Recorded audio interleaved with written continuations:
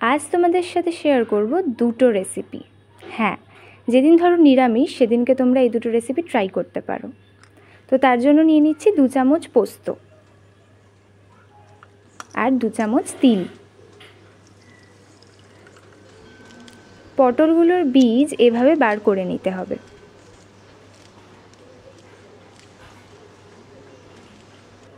নুন হলুদ মাখিয়ে নেব ভাজার জন্য।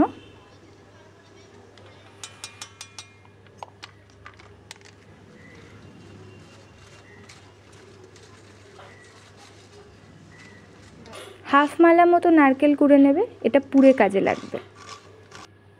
এবার পোস্ত, তিল আর যে নারকেলটা কুড়লাম সেটা আর মোটামুটি 4-5টা কাঁচা লঙ্কা মিক্সিতে ভালো করে গ্রাইন্ড করে নিতে হবে। এটা হবে আমাদের পুর। এবার কড়াইতে একটু সাদা তেল দিয়ে নেব, দিয়ে কালো জিরে ফোড়ন। এবার ওই যে পটলের বীজগুলো বার করে রেখেছিলাম সেগুলো ভেজে নেব।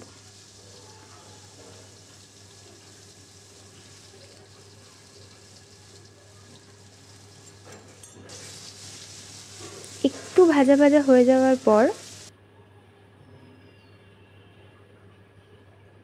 আমরা দিয়ে দেবো সেই পুরটা যেটা আমরা মিক্সিতে গ্রাইন্ড করেছি।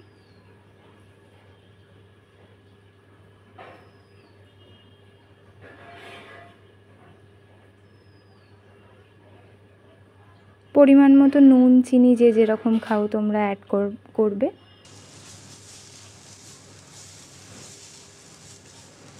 ব্যাস 2-3 মিনিট নাড়াচাড়া করার পর এটাকে তুলে নিতে হবে। পুর আমাদের রেডি। তবে এই জিনিসটা তোমরা কিন্তু গরম ভাতে মেখেও খেতে পারো, দারুণ খেতে। এবার পটলের মধ্যে এগুলোকে ভরে নেব।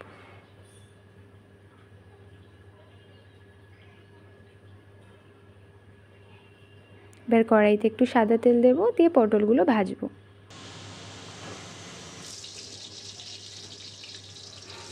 ব্যাস রেডি আমাদের পটল বাহারি। Move on to the next recipe. এটা জানো কি? শিউলি পাতা। তো শিউলি পাতাগুলো এরকম একটা একটা তুলবে না, এরকম 3টে করে তুলবে, তাহলে বড়ার যে শেপ সেটাও পুরো পাতার মতো হবে। তো এখানে আমরা নিয়ে নিয়েছি হাফ কাপ মতো বেসন আর তার থেকে একটু কম চালের গুঁড়ি, নুন আর শুকনো লঙ্কা গুঁড়ো। ব্যাটারটা তৈরি করে নেব আর তার সাথে দিয়ে নেব একটুখানি কালো জিরে। কড়াইতে তেল গরম, এবার ব্যাটারে দিয়ে ভালো করে পাতাগুলো ভেজে নেবে।